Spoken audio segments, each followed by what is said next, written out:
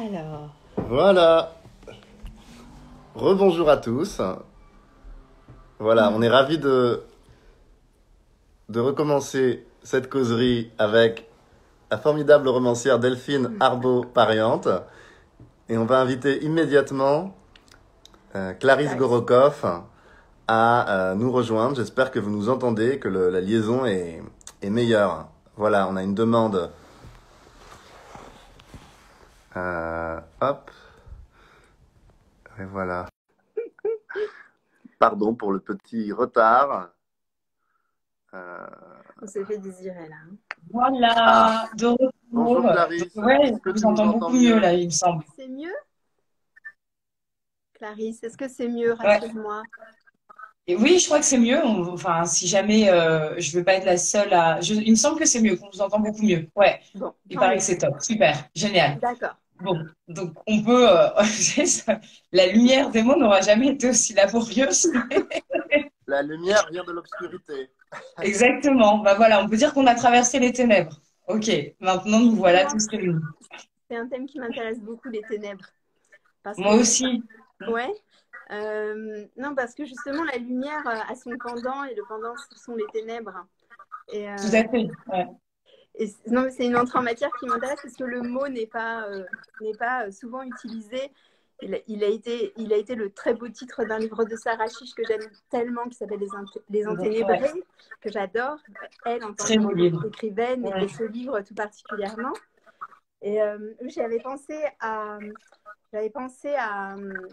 parler de la lumière parce que j'avais pensé à cette idée des ténèbres et que l'écriture pouvait nous permettre à ceux qui avaient quelque chose en eux à raconter et qui les emmenait dans cette espèce de tunnel permanent, de sortir des ténèbres par l'écriture qui pouvait être cette forme de lumière.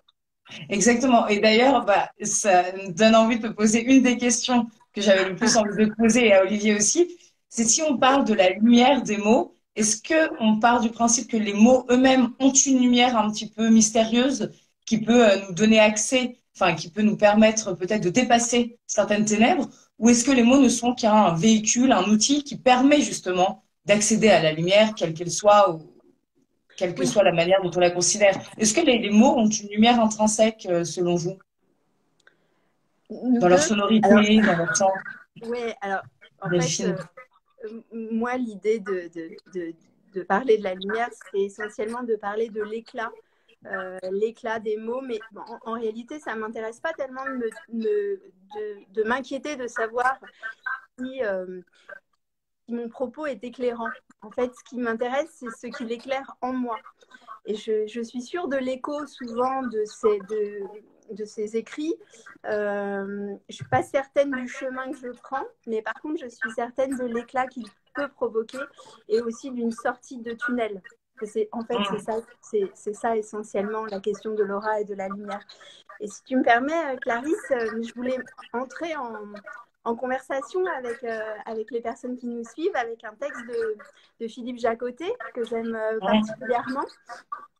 Et en fait, j'ai beaucoup dit, mais je suis vraiment férue de poésie parce que je pense que la poésie, en tout cas, les poètes sont un peu les derniers rebelles, aussi les personnes les plus lucides et celles qui permettent de regarder les choses avec le plus justement de clarté possible, tout en utilisant des mots et parfois des images pour accepter de dire l'intolérable. Mm. Et Tout à alors, fait. Très beau. le texte de Philippe Jacotet, il dit: Je pense quelquefois que si j'écris encore, c'est ou ce devrait être avant tout pour rassembler les fragments, plus ou moins lumineux et probants, d'une joie dont on serait tenté de croire qu'elle a explosé un jour, il y a longtemps, comme une étoile intérieure, et répandu sa poussière en nous. Qu'un peu de cette poussière s'allume dans un regard, c'est sans doute ce qui nous trouble, nous enchante ou nous égare le plus. Mais c'est tout bien réfléchi, moins étrange que de surprendre son éclat ou le reflet de cet éclat fragmenté dans la nature. Du moins, ces reflets auront-ils été pour moi l'origine de bien des rêveries, pas toujours absolument infertiles. Et alors, Ouais. c'est un très beau texte, mais la rêverie, en fait, c'est l'écriture, c'est le livre. C'est celui qu'on porte en soi, c'est celui qu'on porte depuis toujours, et c'est les mots, en fait, qui parlent dans la tête. Et c'est ça que je crois, c'est ce qu'il dit, et c'est ce qui m'intéressait d'aller explorer aujourd'hui, mais aussi dans Une nuit après nous. Ouais, c'est très très beau en effet comme extrait et ça me fait juste penser à quelque chose qu'on a un peu tendance à oublier, qui est un phénomène cosmique en fait, tout simple, c'est que quand on parle de lumière, on pense forcément à la lumière des astres, à commencer bien sûr par le soleil, mais Ouais. aussi la lumière des étoiles. Et c'est vrai que ça nous fascine quand on est enfant et qu'on apprend pour la première fois que les étoiles, la plupart des étoiles sont mortes depuis très longtemps et Ouais. qu'en fait, elles brillent dans le noir, dans l'obscurité, donc dans les ténèbres d'une certaine manière. S'il n'y Mhm. avait pas le noir dans lequel elles sont plongées, peut-être que justement elles seraient vraiment mortes et que cet éclat dont tu parles et dont Philippe Jacotet parle dans cet extrait, c'est un éclat qui ne peut avoir lieu que par la cohabitation des ténèbres et de la lumière, en fait. C'est un couple. Et dans C'est vrai. l'écriture, peut-être qu'on trouve aussi ça, c'est que même quand on parle de bonheur, peu importe que le sujet dont on s'empare soit tragique ou léger, moi je pense en tout cas euh, on peut pas ne pas faire cohabiter, pas seulement les contraires, mais des choses qui se regardent de planètes différentes, en fait. Mhm. Je sais pas ce que tu en penses, Olivier, toi, de ce qu'a lu Delphine et de ce vaste sujet cosmique. Oui, moi, j'aime beaucoup Philippe Jacotet. C'est vrai qu'il y a, c'est beau cette image d'une joie comme ça, qui serait une sorte de joie primitive. Et puis, il viendrait comme ça ensuite des éclats dans nos âmes, dans nos ténèbres. Il y a quelque chose de très beau dans les nébuleuses. J'ai vu ce matin Ouais, une photo d'une nébuleuse qui s'appelle, qui a un nom très poétique, qui s'appelle les piliers de la création. Les ouais, piliers de la création. C'est le nom que lui ont donné les astronomes. Et c'est en fait un tas d'étoiles mortes qui est en permanente recomposition, recréation, recommencement et qui produit une lumière extraordinaire. Et c'est intéressant de voir comme tu disais, ces couples, ces cycles mm, très émouvants en fait. Effectivement, il y a une dimension complètement cosmologique hein, quoi, de la lumière. ouais. Oui, Et et donc de ça. l'écriture, en fait, il y a quelque chose de cosmique dans l'écriture, puisque cette nébuleuse-là, c'est aussi un halo dans lequel il faut Mhm. accepter d'être pendant tout le Mhm. temps de l'écriture. On ne sait Ouais. pas trop ce qu'on veut dire, on ne sait pas tellement, on a peut-être une idée plus ou moins claire, plus ou moins fixe, mais il faut accepter de errer un peu dans cette nébuleuse ou dans ces limbes. Mhm. Et toi, par exemple, Delphine, dans Mhm. une petite interview pour la librairie Mola, tu parlais justement de cette aventure. Tu dis écrire, c'est une aventure merveilleuse, fantastique, dont j'ai quand Exaltante. même exaltante, Ouais. dont j'ai quand même un peu de mal. Tu as dit, j'ai un peu du mal à y revenir, un peu comme un cosmonaute qui, une fois qu'il revient sur Terre, peut-être que tout lui paraît soit fade, soit d'une familiarité étrange. Je sais pas, qu'est-ce que toi Ah oui, tu... ça m'évoque énormément de choses, ce dont tu parles. La première chose, c'est l'idée du tunnel, pour revenir à notre sujet précédent, et ça me fait penser au noir de Soulage et à la lumière qu'il peut y avoir dans le noir. Hum, C'est essentiellement moi ce qui m'a passionnée, c'est d'aller chercher des choses dans les choses les plus sombres que je suis allée raconter, quelque chose finalement de très lumineux. Et cette lumière, elle est passée par l'amour et elle est passée aussi par la puissance libératoire du désir et de l'écriture. ouais, Euh, Quant à cette interview que j'ai donnée en effet à la librairie Mona, je parle de l'aventure la plus exaltante de ma vie. Je présente mes excuses à tous les gens que j'aurais traversés dans ma vie jusque-là, qui auraient cru partager avec moi un moment très exaltant qui n'aurait pas dépassé ce temps-là de l'écriture. Mais et d'ailleurs, ça me fait penser que depuis que c'est terminé, c'est vrai que quelque part, je suis retournée à une forme de solitude et je représente mes excuses pour les gens qui m'entourent. Mais cette solitude, elle existe et elle est nécessaire, je pense. Il faut retourner à soi et laisser lâcher la main des personnages que j'ai fréquentés pendant 2 ans. En fait, je ne les ai pas fréquentés pendant 2 ans, je les ai fréquentés pendant toute ma vie. ouais, Simplement, je leur ai donné un souffle, je leur ai donné vie. Mais en effet, l'écriture, c'était une nécessité. En fait, en réalité, je n'avais pas le choix. Je dis parfois que j'avais des mots qui parlaient dans ma tête et je sais que je parlais seule souvent et que ces Ah mots oui, qui donc il parlaient était dans ma grand temps tête. de se mettre à l'écriture. Mais Non, mais je dis ça en plus. je ne sais pas si tu vois ce que je veux dire. C'est pas une espèce de schizophrénie. C'est que Non, et il y c'est avait pas une non plus. urgence absolue, quoi.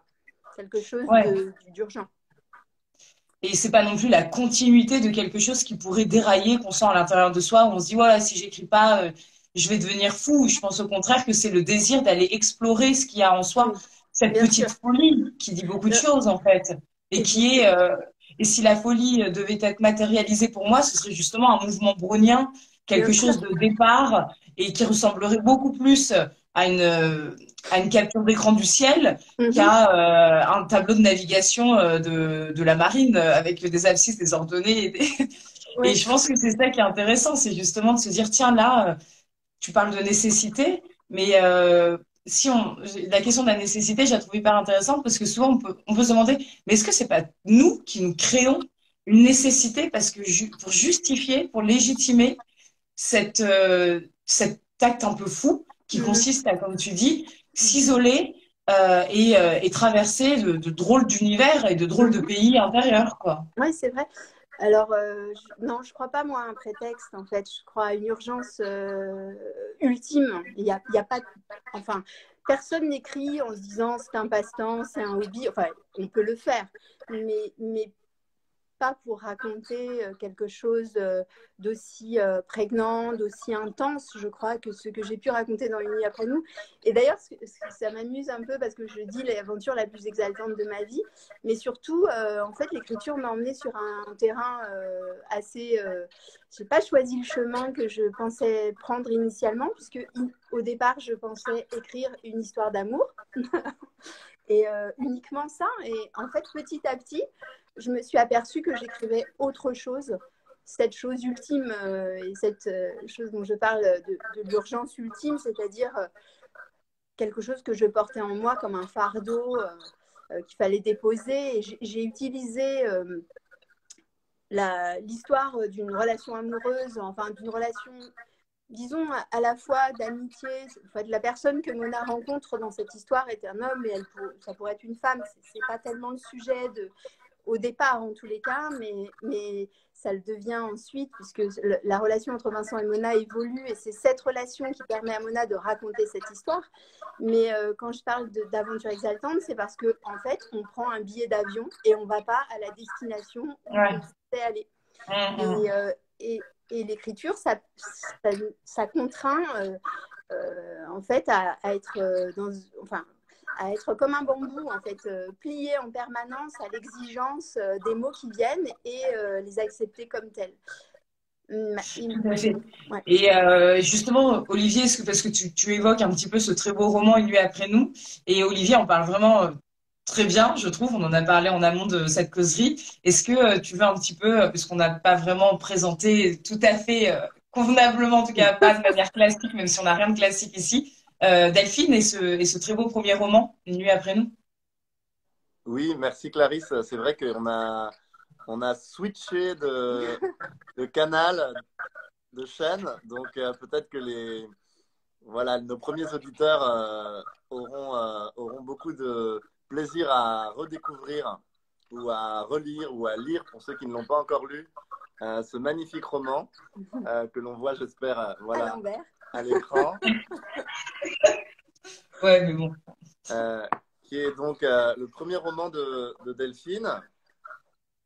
Une nuit après nous, qui raconte, peut-être Delphine, tu peux en parler aussi, l'aborder de la manière que tu préfères, qui est un roman très riche, très lumineux, je le disais au départ, effectivement, où les personnages ont une aura extrêmement belle, où il y a beaucoup de poésie, malgré parfois la dureté de ce qui s'y joue, de ce qui s'y raconte. Et c'est un roman qui m'a beaucoup frappé par sa singularité et par sa force aussi, la force de son écriture, la beauté de son écriture. C'est rigolo parce que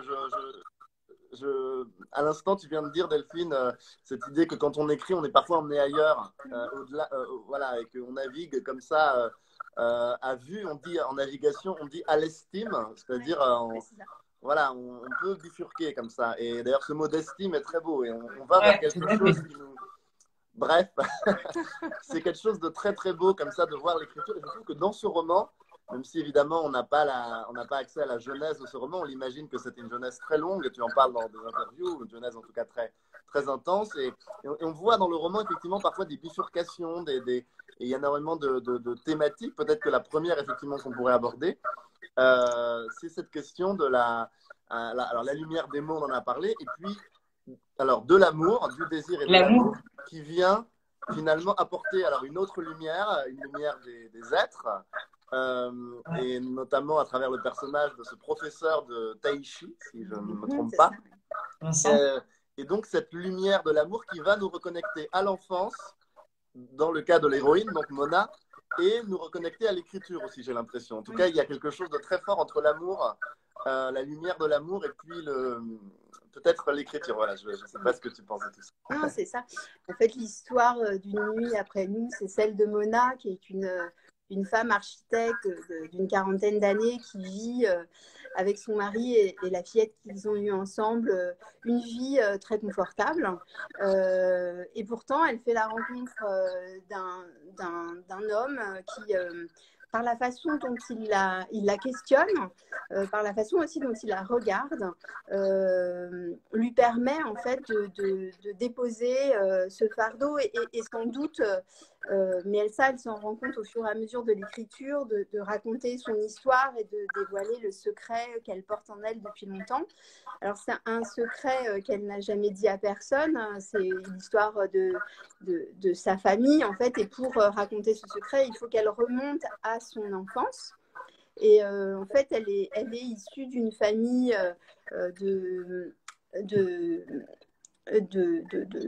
d'exilés, en fait, de grands-parents exilés qui, dans les années 60, ont quitté la terre de leur enfance, qui est la Tunisie, pour arriver à Marseille un matin d'été. Et cette arrivée à Marseille doit se faire dans le plus grand secret, là encore, parce que c'est risqué de partir et de dire qu'on va partir. Donc on part comme si on partait en vacances, enfin on part avec le sourire aux lèvres, avec quelques bagages, mais en fait on ne va jamais revenir. Donc on part avec l'essentiel de la vie collé contre la poitrine. Ouais. Et en fait, lorsque les grands-parents arrivent en France, ils vont vivre ce que vivent encore aujourd'hui une multitude de gens qui vivent ces exils, c'est-à-dire le déracinement et le fait d'être arraché à son histoire. Et quand on est exilé, on est ni vivant ni mort. Enfin, on est disparu, on est évaporé, si tu veux. Donc, on n'a plus d'histoire. En tous les cas, si on en a une, elle est enfouie à l'intérieur de soi. Et c'est cette longue route vers le retour à une vie normale qui va s'écrire pour les grands-parents de Mona, qui ont une fille, la mère de Mona, qui, elle, va être complètement déscolarisée et qui va espérer... dans le mariage qu'elle fera avec l'homme qu'elle va rencontrer plus tard, elle espérera retrouver une vie normale, mais en fait, ça n'arrivera jamais. C'est une femme qui va finalement, petit à petit, dériver. Et le père de Mona, qui a fait le même chemin avec ses propres parents, la traversée de la Méditerranée, etc., lui ne va jamais accepter cet arrachement. Il va se sentir humilié par la perte de son identité. Il va tout faire, surtout pour la faire disparaître, cette identité, mais il ne peut pas. Ne serait-ce que parce qu'il a j'écris ce foutu accent tunisien. Il peut mettre toutes les cravates, tous les costumes, il peut porter les chaussures les plus cirées, les mieux cirées. Il s'en sortira jamais. Et en fait, d'échec en échec, il finira parce qu'il est humilié lui-même par sa condition, par humilier sa propre fille. Ouais. Voilà, ça c'est l'histoire. C'est une histoire, excuse-moi, merci pour non pas ce résumé, mais on va dire cette synthétisation voilà, de cette très belle histoire complexe. Et en fait, là, en t'écoutant parler, je me disais, ça doit faire écho à beaucoup de personnes qui nous écoutent parce que c'est un peu une histoire universelle, cette histoire d'arrachement, de déracinement et ce sentiment enfin, cette nouvelle identité qu'on doit s'inventer. Et finalement, je me demande si par-delà justement les histoires familiales qui sont très chargées, très intenses, est-ce qu'on n'est pas un peu contraint de se sentir étranger de manière ontologique, en fait? Est-ce que finalement, par-dessus notre étrangeté originelle, il y a des histoires d'exil, voilà, de migration, d'arrachement, comme tu dis, c'est vraiment très beau. Mais est-ce que finalement, c'est pas pour mieux nous... Enfin, c'est pas comme s'il y avait quelque chose à l'œuvre derrière, mais il y en a tellement des histoires comme ça, enfin, des histoires justement d'arrachement, que qu'est-ce que ça dit de l'humanité, sinon que chaque individu qui la constitue est peut-être de manière primordiale étranger dans l'existence, en fait, et que c'est difficile, mais c'est aussi exaltant, parce que c'est forcément une aventure qui va être l'aventure de trouver une place, de trouver une raison d'exister et de s'imposer, mais pas de s'imposer en écrasant les autres, de s'imposer parce qu'on se rencontre soi et que ça devient justement quelque chose de beau et de fort, de dire j'existe sans avoir besoin pour ça de revendiquer des choses violentes ou d'écraser ses prochains. Alors pour ça, moi je suis tout à fait d'accord avec toi, mais pour ça, il faut être solide. Il faut, tu vois, il faut. En fait, les grands-parents, alors je dis arrachement, mais le mot, moi, qui me semble le mieux convenir, c'est déraciner. C'est-à-dire arracher les racines. Lorsqu'on est déraciné, tu vois, il faut retrouver un terreau pour que c'est réinstaller les racines ailleurs. Et ça marche que lorsqu'on est infiniment solide. Et les grands-parents, ils y arrivent parfaitement dans cette histoire. Ils y arrivent parce que ils s'aiment, le père et la mère. C'est ce que j'allais dire, ou infiniment aimé peut-être, parce que la solidité, le sentiment de solidité, souvent, et c'était ce qu'Olivier voulait aborder, c'est l'amour aussi. Oui, il n'y a que l'amour qui peut conforter un être dans le fait de non, tu existes et tu vas pouvoir t'enraciner et t'ancrer parce qu'il y a suffisamment d'amour autour de toi. C'est comme la sève en fait, si on parle de déracinement et d'un arbre, si on est déraciné, il n'y a qu'une sève suffisamment vive en nous qui peut justement nous permettre de s'enraciner ailleurs. Et Olivier a une histoire aussi très très proche de ça, enfin, par rapport à l'arrachement et au déracinement, dont tu as beaucoup, enfin souvent parlé dans le cadre des causeries, puis surtout ça va être aussi au centre de ton livre à paraître bientôt. Enfin, l'arrachement ou le déracinement, je ne sais pas ce que tu préfères toi comme terme, ce qui te parle le plus. Ouais, c'est très touchant ce que tu disais, Delphine, et oui, c'est complètement universel, Clarisse, bien sûr. C'est vrai que ce qui a été le plus dur dans la... Alors, effectivement, ce roman de Delphine est aussi un roman transgénérationnel, comme on dit. Hein. Donc, effectivement, on voit à quel point les traumatismes des différentes générations se répondent. Et puis, il y a quelque chose comme ça de terrible dans ces grands-parents.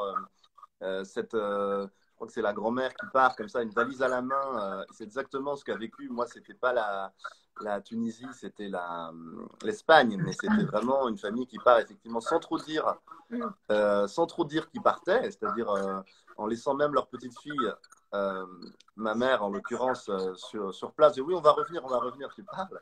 Ils sont jamais revenus, de leur vie.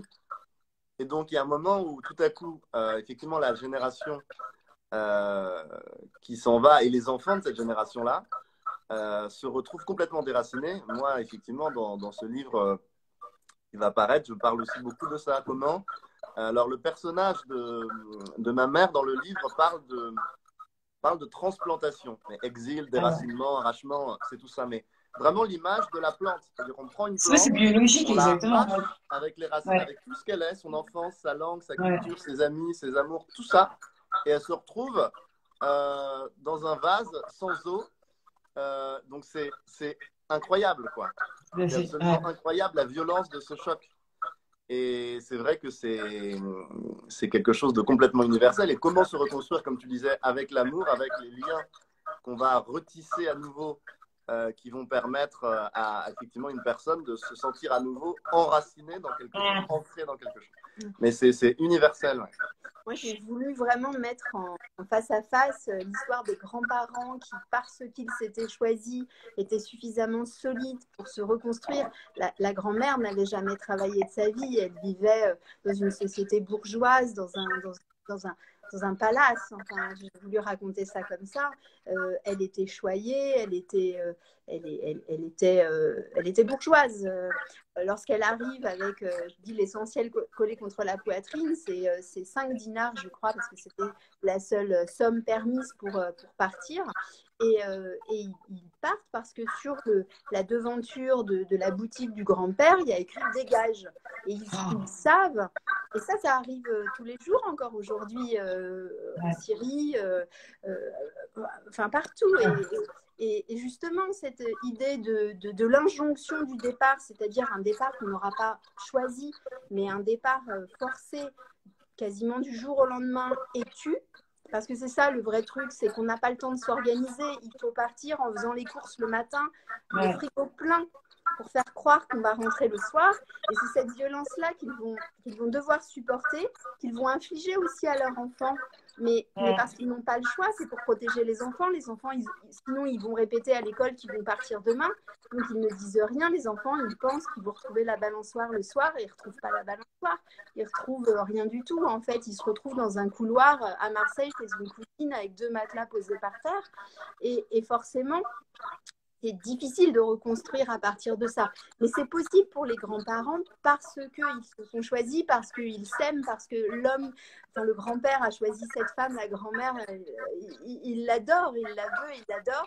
Et elle, se sachant aimée, elle va prendre sur elle, elle va aller travailler, elle va être sténo-dactylo. Son patron sera un Arménien, un fils d'émigrés arméniens qui lui-même reconnaît en elle l'immigré qui a été son père et sa mère, et c'est pour ça qu'il lui tendra la main, parce que c'est aussi une question de solidarité, parce qu'ils s'en sortent, parce que cet homme va non seulement lui permettre de travailler, mais va lui permettre aussi de se loger. Tout ça, c'est de la solidarité, et c'est cette solidarité qui va les sauver. Simplement, ça va les sauver eux deux dans leur couple, mais pourtant, ils ne pourront s'empêcher, parce qu'ils n'ont pas le choix, d'essayer de faire quelque chose de leurs propres enfants. Ils ont 2 filles, et l'une des 2, c'est la mère de Mona. Et la mère de Mona, eh bien, elle ne s'en sort pas, et elle va essayer de faire un mariage, comme je disais tout à l'heure, mais c'est un mariage arrangé.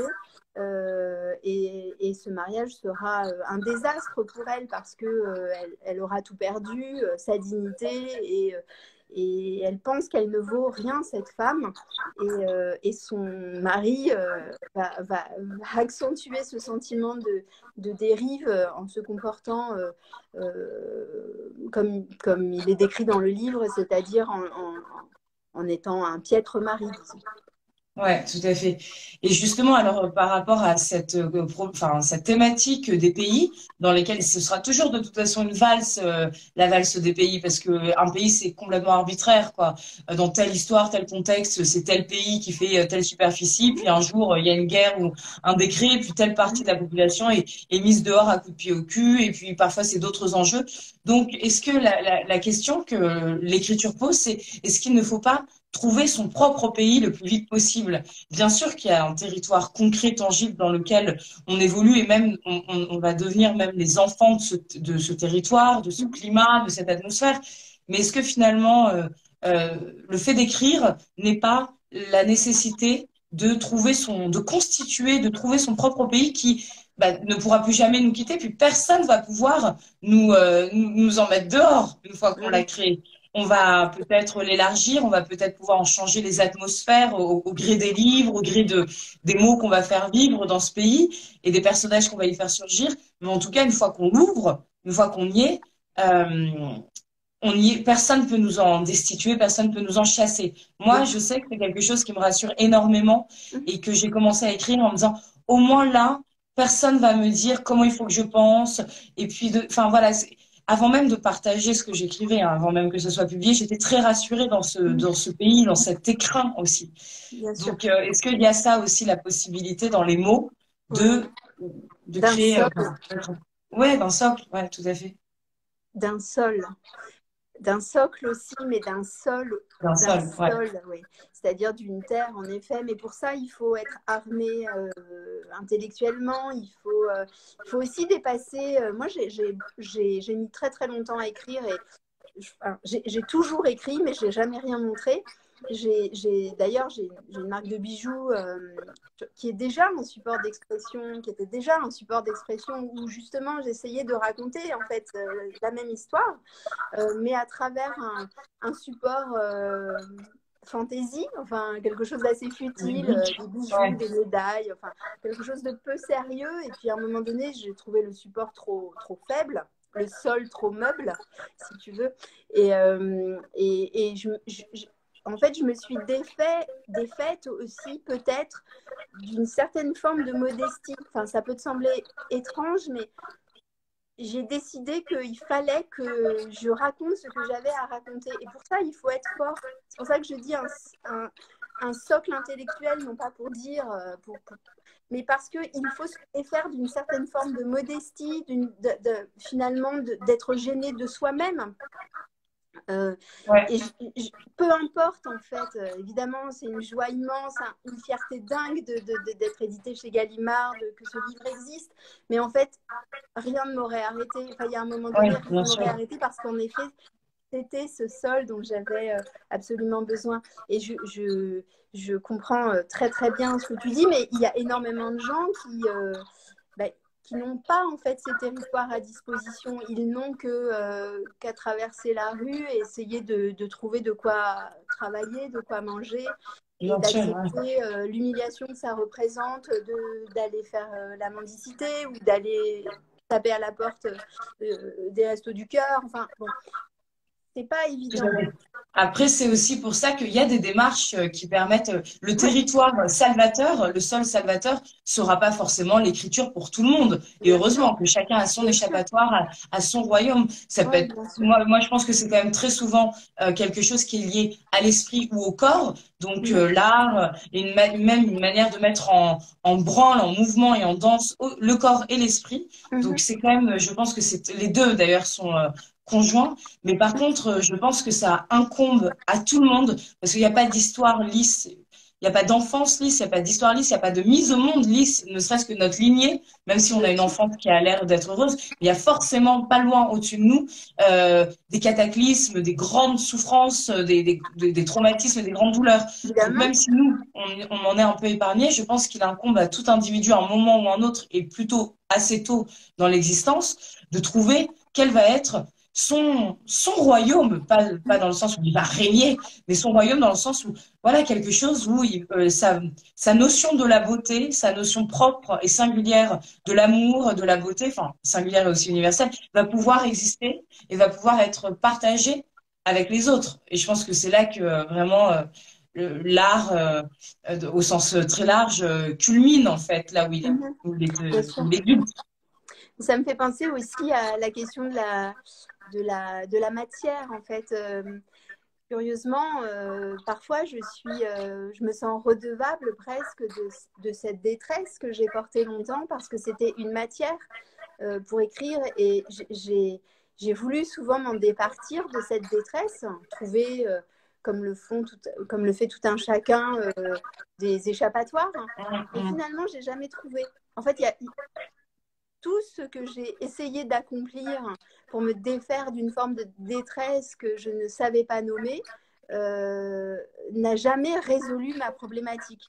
En fait, je dis à un moment donné, la seule violence que je m'inflige, c'est une violence du passé. En fait, c'est celle que je porte de l'histoire de mes parents, de l'histoire de mes grands-parents. Enfin, là, je parle à titre personnel. Et finalement, et ça c'est assez curieux, je me sens finalement assez reconnaissante, c'est pas le mot, mais c'est le mot qui est le plus proche de ce que je veux dire, de cette détresse-là, parce qu'elle a permis d'être transcendée par quelque chose de créatif et d'extrêmement soulageant. En fait, l'écriture, c'est le meilleur baume que je connaisse. C'est la plus belle destination de voyage, si on reprend la métaphore du début. C'est le plus bel horizon. Et même si le chemin est difficile et même si parfois on part un peu dans tous les sens, et moi, il m'est arrivé de sortir du lieu où j'écrivais en étant en larmes, mais je ne savais pas où j'allais exactement, mais je savais qu'au bout, il y avait quelque chose et que cette chose, eh bien, elle était plus grande que moi, tout simplement. On en revient un peu à la lumière au bout du tunnel, quelque Oui, part. On en revient toujours à ça. Et oui, tout à fait, c'est très très beau ce que tu dis. Et ça me faisait penser à quelque chose qui vient de m'échapper, donc je ne vais pas pouvoir. Mais comme bon, mais peut-être que toi, Olivier, ça te fait penser à quelque chose qui ne t'a pas échappé. Non, j'écoutais Delphine avec passion, avec émotion aussi. C'est vrai qu'il y a un truc c'est très très fort, oui, c'est vrai que c'est très très fort et tu l'exprimais mieux que je ne pourrais le faire, à quel point ça peut guérir, ça peut apaiser. J'aime beaucoup l'idée que tu soulevais aussi, Clarisse, du pays intérieur, quoi. C'est le pays de peut-être de nos rêves, alors cet espace intérieur qui, oui, et bien sûr, est aussi un privilège de l'avoir. Ce territoire de la lecture, de l'écriture, c'est aussi un privilège, mais en tout cas, c'est un pays incroyable. C'est un pays incroyable qui, effectivement, c'est vrai, la lecture aussi, tu as raison, tout à fait. La lecture aussi est d'abord le premier pays. C'est pour se construire, pour se reconstituer. Alors, pour certains, effectivement, c'est l'écriture, bien sûr. Je crois que parmi les personnes qui nous suivent dans les ateliers d'écriture, effectivement, il y aura pas mal de gens qui se reconnaîtront, mais ça peut être évidemment par 1000 voies différentes. Et notamment les exilés. Alors, comme tu disais, Clarisse, on peut voir aussi l'exil comme une métaphore. Et ce qui est certain, c'est que face aux souffrances de la vie, le fait de pouvoir avoir un socle qui peut être l'art, qui peut être les mots, qui peut être autre chose, c'est essentiel d'avoir cette bulle intérieure où se lever. Et c'est vrai que c'est mystérieux la façon aussi dont chaque être humain, s'il n'y a pas que des écrivains, chaque être humain, c'est vrai, a sa propre capacité, ça j'en suis persuadé, à inventer un pays où il est à peu près, je dis bien à peu près, en paix. Et dans le cas de ma mère dont je parlais tout à l'heure, il y a effectivement la démarche de la curiosité pour la science, pour la nature, pour la forêt, pour les mousses, pour tout ce qui finalement est un endroit protégé hors du monde, où on peut fuir l'exil, la souffrance, la misère, la honte, l'humiliation. C'est assez beau de se dire qu'il y a cette résilience possible, que ce soit par l'écriture ou par 1000 autres voies, mais je crois que l'écriture est quelque chose de très très fort. C'est à la fois porteur de beauté et d'espoir. Et d'espoir, exactement. Tout à fait. Ouais, c'est très beau. Et d'ailleurs, tu as dit le mot mousse. Et je trouve que c'est un mot qui, rien qu'en le prononçant, on le sent. Mousse. J'adore. Je trouve que la mousse. Au champagne. Ah bah, tu vois, je pensais même pas au champagne. Alors que j'adore, mais je pensais à la mousse, les mousses comestibles. Tout, quoi. La mousse dans le bain et la mousse des arbres, la mousse qui intéresse ta mère.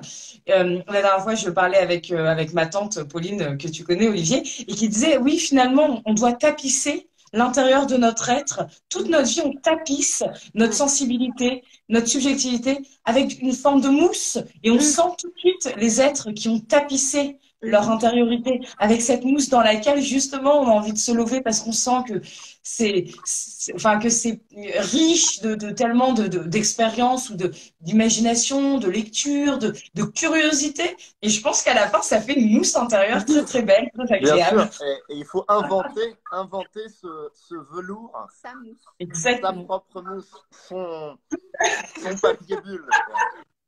Créez votre mousse en 10 ateliers avec Olivier Liron. Moi, ça me fait penser à quelque chose, Clarisse. En fait, depuis que j'écris, bon, évidemment, je parlais tout à l'heure des bijoux.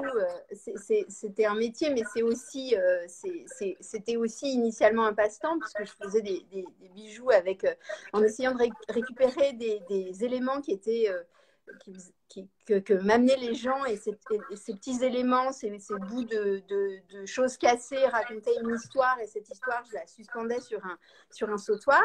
Et maintenant, je me prends de passion, mais je l'ai encore fait ce matin, donc je peux en parler parce que je pense que c'est ça, tapisser, ce dont on parle.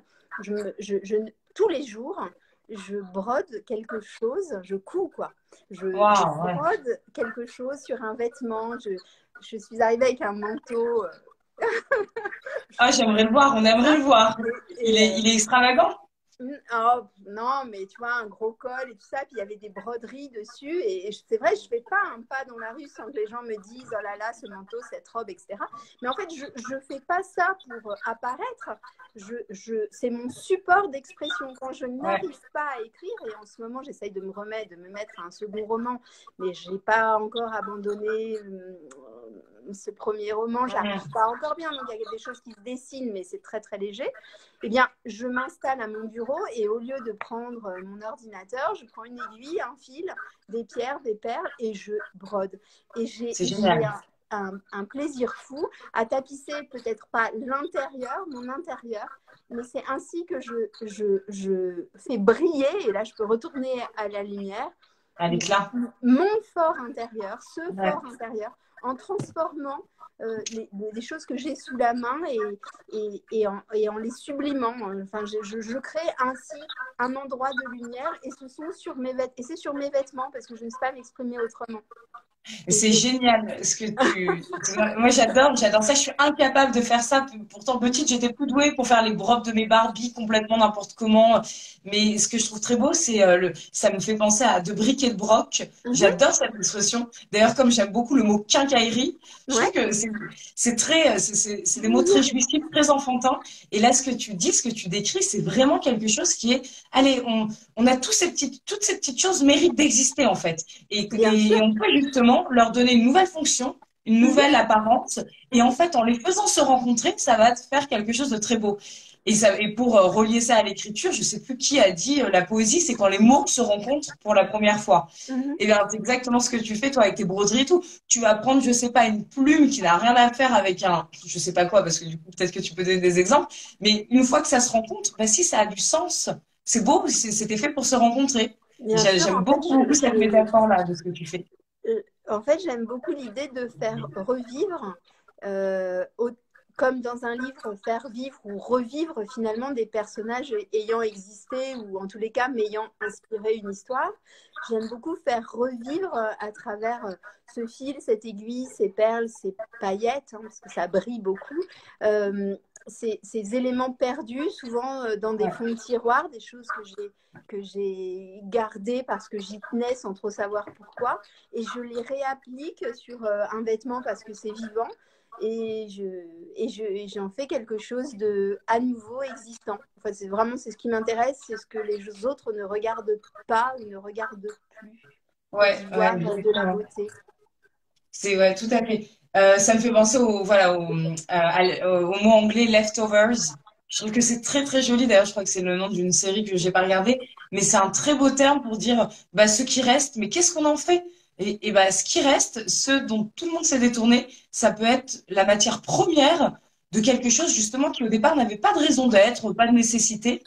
Mais nous, et c'est le principe, enfin nous autres terriens qui se penchons dessus, c'est le principe justement de la sensibilité, c'est de trouver, de leur conférer une raison d'être.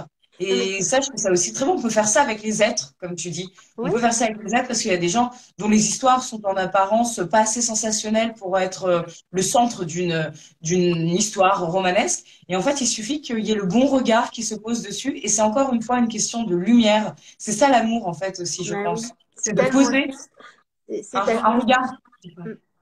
En fait, moi, je vais raconter des choses très personnelles, mais moi, j'ai une boulangère. Une femme que j'adore, qui ne sait pas que je l'aime tellement. Et en fait, je lui ai acheté des brioches et du pain. Je fais un détour juste pour la voir. C'est une dame qui, je pense, serait très sensible à l'histoire que j'ai racontée. Je pense qu'elle ressemble à un des personnages de mon livre. Elle ne sait pas combien je l'admire. Elle m'a raconté être là à 4h30 du matin tous les jours. Et pourtant, elle est blonde alors qu'elle est algérienne, je crois. Donc, elle se teint les cheveux. Donc, elle trouve du temps pour se teindre les cheveux, pour être présentable. Je trouve ça magnifique. En fait, pour moi, c'est un des plus beaux personnages que je connaisse dans ma vie, en tous les cas à titre romanesque. Et cette femme, je ne lui dis jamais que j'aime être à ses côtés, que j'aime juste acheter une brioche pour la rencontrer. Et c'est exactement la même chose que ces fonds de tiroir dont je parlais, c'est-à-dire j'adore aller chercher la beauté à l'endroit où les gens ne regardent plus. Et je pense que si, lorsqu'on aura fini tous là, tous derrière, Maud, je ne sais qui, vous allez regarder dans vos tiroirs, dans tiroirs de votre bureau, les commodes, je suis sûre qu'il y a des choses dont vous ne vous êtes jamais départis et vous ne savez pas pourquoi vous les avez gardées. Et en fait, ce sont les plus belles choses que vous avez parce que c'est celles auxquelles vous tenez, parce que c'est les seules que vous n'avez pas jetées. Et en fait, c'est ça votre histoire. Tout à fait. Très, très beau. Ouais, tout à fait. Les fonds de tiroir, le bric et le broc. Parfois, c'est justement là que, en fait, ce sont les trésors. Les trésors qui nous surprennent parce qu'on ne sait pas quand est-ce qu'ils vont éclater. En fait, c'est ça aussi le principe d'un trésor. C'est que le trésor passe sa vie à sommeiller quand même, à être dans l'obscurité justement. On sait qu'il existe, mais on ne le voit pas, donc il n'éclate pas. Jusqu'à ce qu'un regard le fasse surgir et vivre. Mais c'est ça l'amour aussi, non? Bah ouais, exactement, c'est ça. Mais peut-être donc que l'amour, c'est une manière de poser son regard sur les choses, sur les êtres, sur les mots, sur regard tout ça. Qui dit raconte-moi, c'est le début d'une histoire. Exactement. Exactement. Raconte-moi, Olivier. Ah oui, il y a un très joli mot dans la langue française quand on découvre un trésor, on dit qu'on est l'inventeur d'un trésor. C'est vrai. Cette idée qu'on doit inventer en fait nos trésors et que oui, le regard, l'amour est dans le regard, la lumière est dans la beauté est dans le regard. Les poètes chantent les choses les plus simples. Et si vous êtes quelqu'un comme vous et moi, vous mangez votre tomate. Et puis si vous êtes Pablo Neruda, vous écrivez une ode à la tomate, qui est extraordinaire, qui est un poème très... Toi aussi, hein. Je pense que toi, Olivier Giroud peut supplanter Pablo, là, pour la tomate. Ah, bah ça, je ne sais pas. Mais en tout cas, il y a quelque chose de très beau. Et c'est très juste ce que tu disais, Delphine, aussi. Il y a tellement de passerelles entre l'artisanat de la broderie, de tisser. Le texte, ça vient du mot texte, tissu. Donc, c'est l'idée de vraiment les passerelles entre et le côté recyclage, le côté transformation, en fait, d'affect, transformation de choses, de réalité. C'est ça la transfiguration du réel. C'est pas forcément dans un sens religieux, c'est que vous prenez effectivement une scène de la vie quotidienne et puis votre regard, le regard de l'écrivain, de l'écrivaine, va la rendre incroyable. Et moi, c'est les auteurs que j'aime le plus lire, c'est souvent des gens qui parlent du quotidien et qui en parlent d'une telle façon que je me dis oui, ils m'apprennent à regarder le monde autrement. Ouais, exactement. Ou comme parfois ont les enfants ou les fous. En fait, c'est point commun, je dirais, entre ceux qui sont à la fois dans le réel, mais un pas de côté, ou disons en lisière aussi du réel suffisamment pour pouvoir le regarder toujours de manière un peu émerveillée, toujours de sorte à être étonné et ne rien prendre pour vraiment acquise, parce que les choses évoluent en permanence et se métamorphosent en permanence. Donc c'est dommage de vouloir à tout prix vouloir les saisir et après les rendre immuables et voilà... impossible à réinventer. Oui, c'est vrai. C'est très beau le pas de côté. Ouais, c'est comme le grain de folie. Le pas de côté, le grain de folie, c'est ces petites choses toutes mignonnes qu'on aime bien, dont on aime bien être doté. Et ben en tout cas, merci beaucoup, Delphine. C'était vraiment super de t'écouter parler et de voyager comme ça. Déjà, de voyager dans ton pays familial, historique, dans ton histoire personnelle, vraiment chargée d'atmosphère très, très, très lumineuse et lourde en même temps, mais dans le bon sens, dense. C'est une très, très belle expérience que j'encourage tous ceux qui nous écoutent à faire, cette traversée-là, ce voyage. Et puis, merci pour tout ce que tu as soulevé comme question avec Olivier et moi dans cette causerie. Pour ma part, j'ai trouvé ça exaltant, presque autant pour finir. Merci pour votre invitation, c'était un plaisir. Et j'embrasse, je salue, je les prends dans mes bras, tous les gens qui nous ont laissé des messages et qui nous ont dit coucou ce soir. Oui. Merci à tous. Oui, merci à tous. Merci à tous. Et juste pour dire, je suis désolée parce que tout à l'heure dans la tentative infructueuse, donc j'ai dit qu'on allait être un peu plus vigilant à regarder les commentaires. Mais moi, juste, c'est dommage de terminer cette si belle causerie par un point de technique, mais pour un petit peu excuser aussi, c'est que moi, je ne les vois plus, les commentaires, en fait. Dès qu'il y en a un, je les vois plus. Je vois des petits cœurs qui me touchent énormément. Donc, on va essayer de se mettre au point pour que la prochaine causerie, les questions soient vraiment plus intégrées ne serait-ce qu'à la fin. Voilà, en tout cas, on va rester sur le thème cosmique de la transsubstantiation Alors, nous, on le littéraire. voit, les commentaires, Clarisse, et on a, c'est super. et on a que des gens qui nous aiment et qu'on aime aussi, et qui ont été très sensibles à la mousse. On a des propositions d'ateliers, on a des gens qui ont envie de lire. Ah, génial, moi j'ai pas lu. Moi je pense que l'atelier mousse, faut quand même le faire. Peut-être que il y aura à la fois du champagne et de la petite mousse. Oui, ce serait super, ouais, tout à fait. Merci à tous et merci à tous aussi pour la lumière que vous apportez par vos commentaires et votre présence. C'est vraiment super, c'est très porteur. Merci à toi, Clarisse. À bientôt. Merci. À bientôt. Bye. Bonne soirée.